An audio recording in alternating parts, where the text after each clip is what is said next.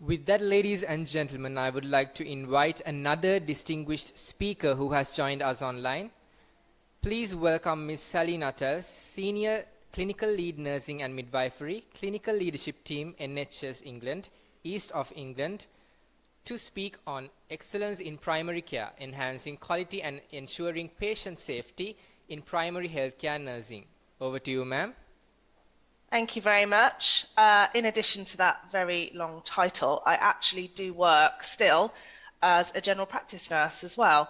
And in fact, as soon as I finish here, I'll be leaving you all to go and do my clinical shift of the day. So I'm going to share my screen.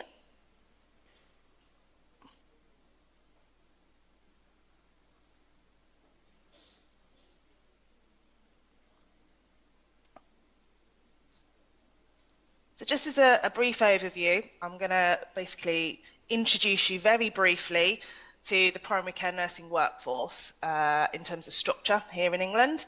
Give a bit of an overview of any specialist training and continuing professional development pertinent to primary care nursing.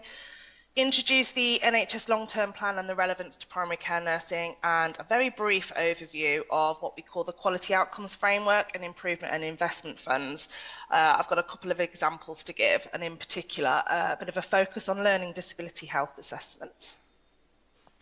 So this is basically our primary care nursing workforce in England. There's many layers to it, and they are fully detailed in a document, and I'm sure we'll share the slides after your pre-Congress session for those of you be able to go and access these documents. But in particular, something called the Primary Care and General Practice Nursing Career and Core Capabilities Framework, which is basically aimed to produce a framework for all nurses working in primary care, not only to promote primary care as a career option at all levels, but to demonstrate the range of knowledge, skills and behaviour nurses bring to the multidisciplinary team in general practice.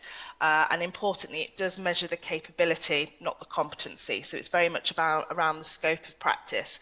So there are typically 6 levels of practice in primary care. The first one is at support worker, so healthcare assistant level. Sometimes referred to as untrained workforce, but of course they are trained. They're highly skilled in their own right as part of our primary care nursing workforce family. But typically what they mean by that is you don't necessarily have to have had a university level education to come in at this level. So very sort of basic scope of practice in primary care. And the new one you'll see is nursing associate. Well, I say new, it's been around for quite a while now in England, I think from 2016, 17. So what this role addresses to do is to basically fill the gap between healthcare assistants and nurses, not just in primary care, but across all settings within the NHS and social care under the healthcare organisations.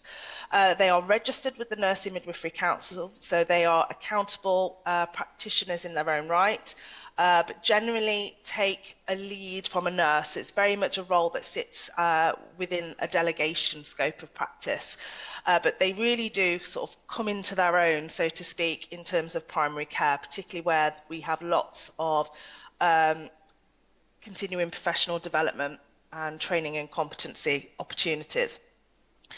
Now, beyond nurse, particularly in primary care, we have what you call an enhanced practice nurse. Typically, this is a nurse that will have a few years of experience under her belt, possibly been working in primary care, general practice for a number of years, and typically will have done a certain level of advanced continuing professional development, such as a postgraduate certificate in diabetes or asthma or COPD. Then we have our next level up, which is our advanced practice nurses, so advanced nurse practitioners, also called.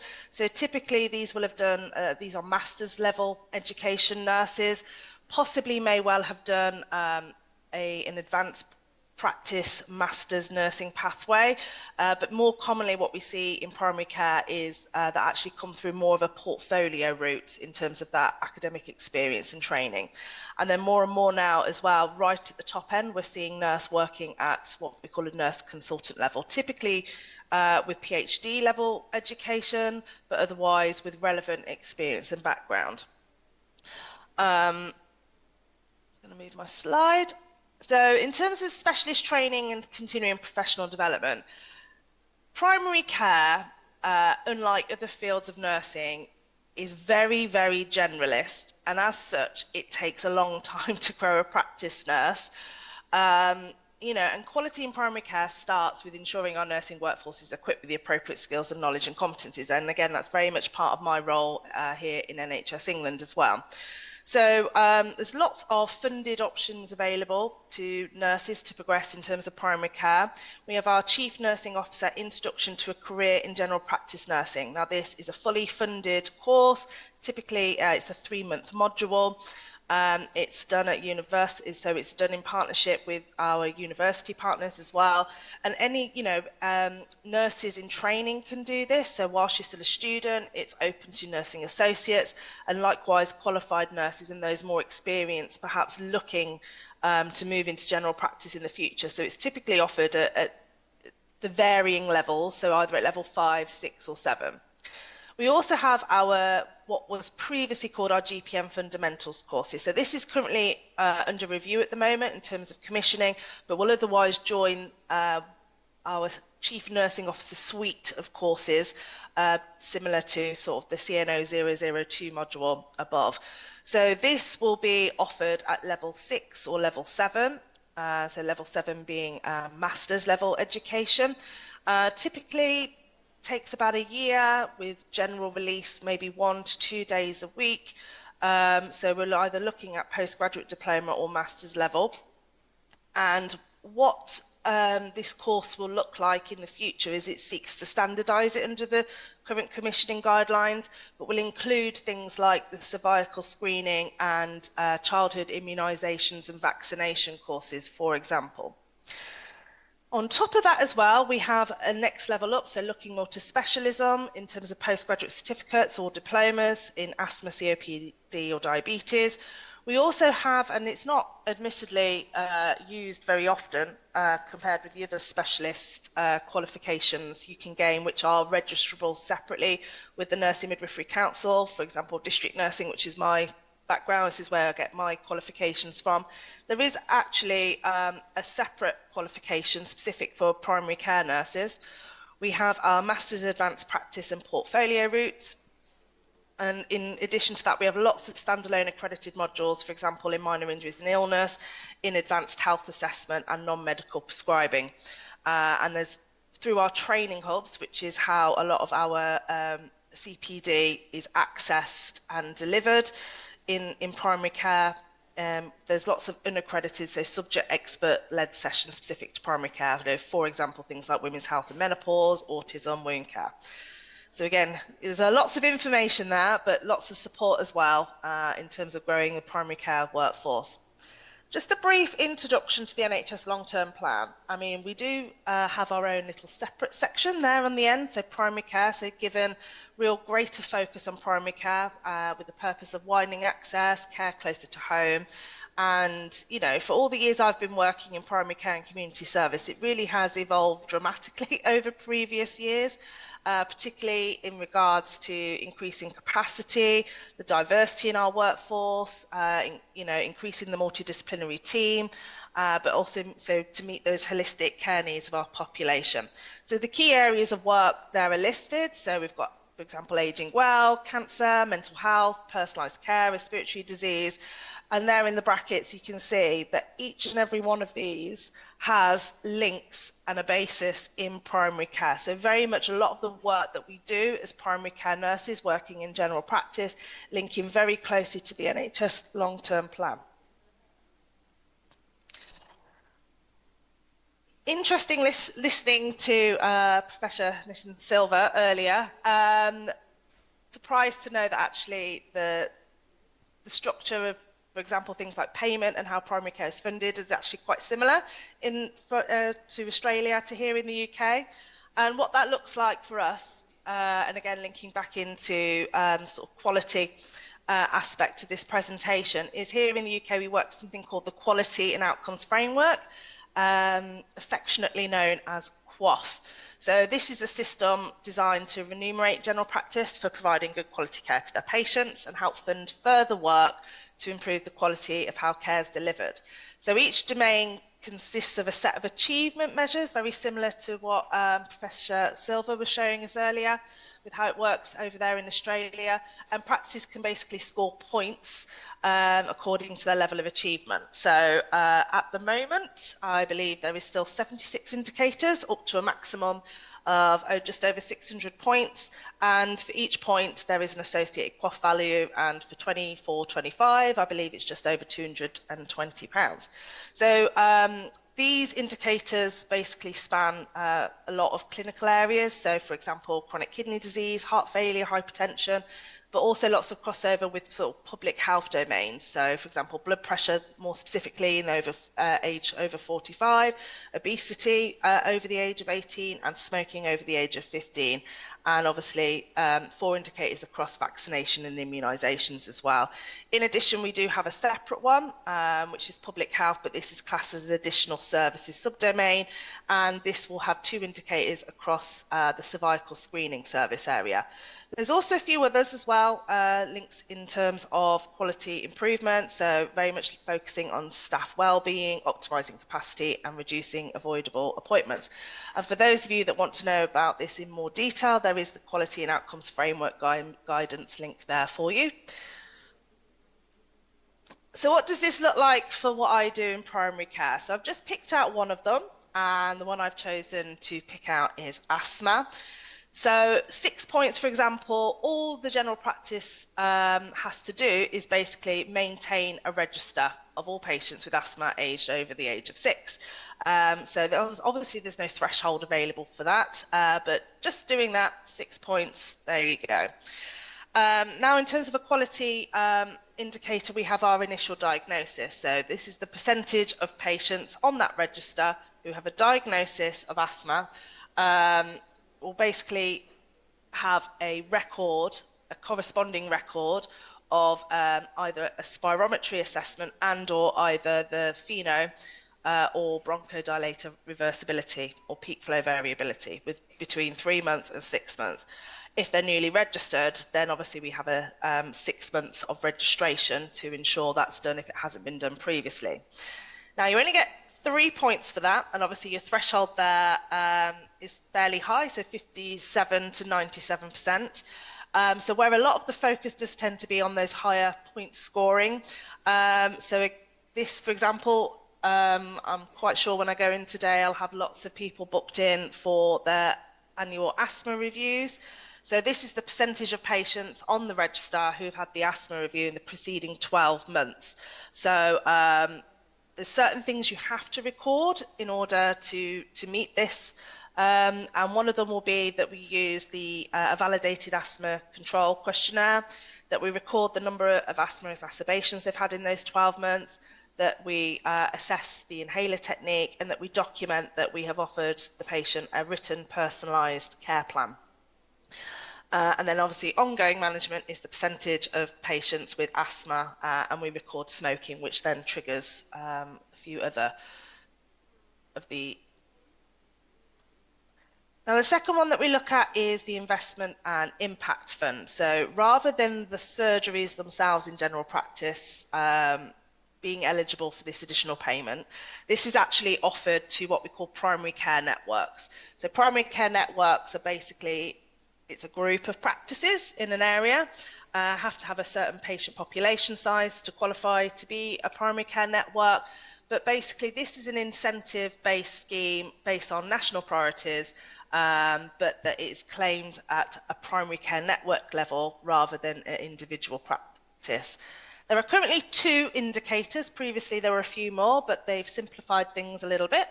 So one of them is tackling health inequalities that I'm going to go into a little bit more detail. So this is basically looking at reducing morbidity and preventable deaths in people with learning disabilities and or autism. So it's basically the percentage of patients on the QOF learning disability register who will have received an annual learning disability health check, and I'll go into detail of some of the drivers behind that and what that looks like. The second one is comprehensive use of the fecal immunity testing. So it's basically about it's basically critical to improving bowel cancer survival rates in England. So really looking for that early diagnosis, but also effective use of resources as well. So those ensuring patients on the lower GI pathway can be diagnosed promptly, and available colonoscopy capacities used in the most effective way. So that's the two we have for the IIF at the moment. Now, just doing a little bit more of a focus in terms of learning disability, so linking to those learning disability health assessments. The drivers behind this is basically the LEDA improvement programme, so learning from lives and deaths, so people with a learning disability and autistic people. So this has been around since 2017. There's lots of sort of predated reports as well with some quite shocking figures, but this is funded by NHS England, and it was the first of its kind in terms of an entire improvement programme. So really it aims to improve the care of people with learning disability and autistic people, reduce health inequalities for those with a learning disability or are autistic, and to prevent these people basically from premature death, from early death. So some of the key points that the initial inquiry and the programmes kind of identifies is 42%, shockingly, of deaths that were looked at during this inquiry were reported as avoidable. The median death was 62.6 years of age, and that we actually have an estimated 1.3 million people in England with a learning disability. People with a learning disability may not recognise that they are unwell or may be unable to communicate how they feel. They're at increased risk of diagnostic overshadowing, and 46% of adults with a learning disability whose deaths were reviewed had between 7 and 10 long-term conditions when they passed away. So basically, annual health checks are kind of important and sit perfectly in primary care in terms of management. So we're basically using the health checks to identify anything undetected, any underlying or unmanaged health conditions, including those that are serious or life-threatening, alongside those that we would otherwise consider as minor. And they were recommended back in 2013 following another preceding the LEDA report, confidential inquiry into the premature deaths of people with learning disabilities.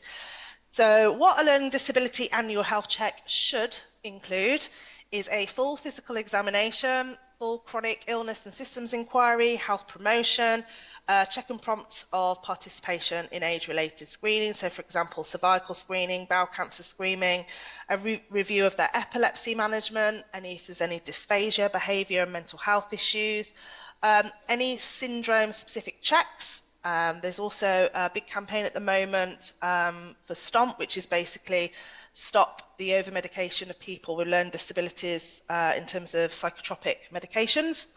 Review of vaccinations, are they up to date? And obviously review of coordination arrangements with secondary care. So if they are going into the acute sector, have we communicated appropriately that they may need longer appointments or easy read information? Because many people with learning disability will have been a lifelong condition, something that they're born with. So it's also important that we look at the transition arrangements, particularly for our younger population as well, that may well be transitioning into adult care. We need to have a documented review of their communication needs and how do they support and manage their own health and make decisions. So in terms of mental capacity arrangements and review of family and carer needs. So it's quite a lot there in terms of learning disability annual health checks. I'm not a learning disability nurse myself. Here in England, it's classed as a specialism, so we'll train as an adult nurse, a child or young people's nurse, a mental health nurse, or a learning disability nurse. Unfortunately, they're quite few and far between in terms of the specialism. So looking at everything that I introduced in terms of what a good learning disability health assessment should look like, as an adult nurse and even somebody who I would say is quite experienced in terms of exposure to learning disability, you can see there that it does require a different level of kind of insight to basically make these annual health checks more meaningful. So a brilliant example of where we have in England, I'm not going to take credit for this, wasn't my idea, but a chap called Jay Blackshaw, who is a trainee nursing associate practice educator in Lancashire, South Cumbria, so up north a little bit from me in the Midlands. So basically, driven by this national policy and a gap in local service position, they took on apprentice nursing associates to basically do this grow your own model of future-proofing workforce. Grow your own model in terms of workforce development and really addressing those health inequality gaps for those people with learning disabilities for the practice. They were doing this at a primary care network level. Because presumably just at a general practice level, just in terms of the amount of learning, those registered with a learning disability, it wouldn't make sense to just have one person doing that for one practice. So instead they do a full multi-practice led service, basically sponsored at primary care network level. So unless you're on a dedicated learning disability or mental health pathway, nursing students at all levels, so whether or not you're an adult nurse or you're a nursing associate, you're not necessarily guaranteed placements across all 4 fields of nursing within the standards.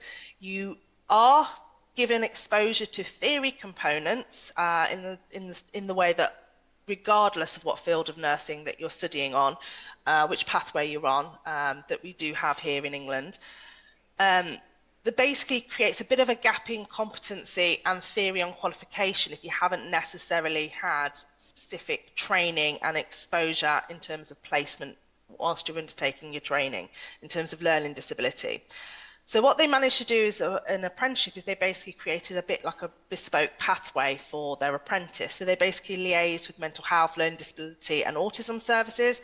They arranged for spoke visits whilst they were training and followed that through in terms of induction on qualification as well. They have created an entire learning disability pathway which is supported by a specialist primary care clinical advisor. They utilise lots of the free training that we have available in England. So, for example, something like the Oliver McGowan training, but also the Learning Disability CPD Award, which is available again for free on our e-learning platforms. And in addition, because this is an apprentice, NHS England support additional funding, so £8,000 we give as an additional training grant to these individuals. So what they were doing is using those funds to pre-purchase that on qualification that this individual can have access to learning disability specific courses and modules that would otherwise come at cost. So for example, those STOMP programs, epilepsy awareness and rescue medication, needle desensitization, and MACTOM, which is a communication tool aid. So basically this model accesses something called ARS funding, which is Additional Role Reimbursement Scheme. So this is money nationally from NHS England, which supports increase in terms of capacity and workforce in primary care. So in addition to the free training opportunities, the funded training opportunities, NHS England actually support the salary of this particular nursing associate at primary care network level to basically improve quality learning disability health assessments for quite a large section population. Also, in addition, supporting nursing associate progressing onto registered nursing learning disability routes as well. So I'll end there.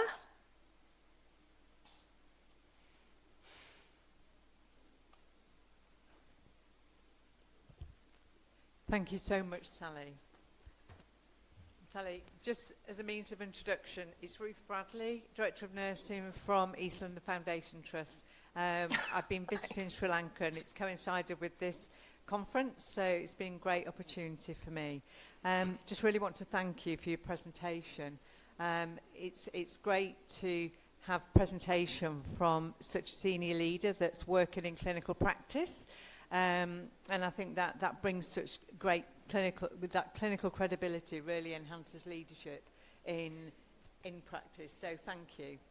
And really good to hear about the role of the nurse and how they contribute to excellence and safety of our patients, and particularly about people with learning disability, are some of the most vulnerable people in our society, and the training to support and the pathways developed. And brilliant to hear about the work of Jay Blackshaw It's certainly something I will be looking at on return. So thank you so much. Thank you.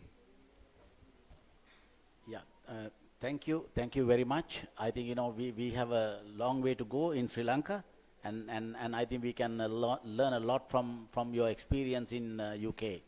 I think there is always opportunity to share the pathway that you have taken, and I think Sri Lanka also will have to go sooner or later into the community as far as the healthcare is concerned. Thank you very much.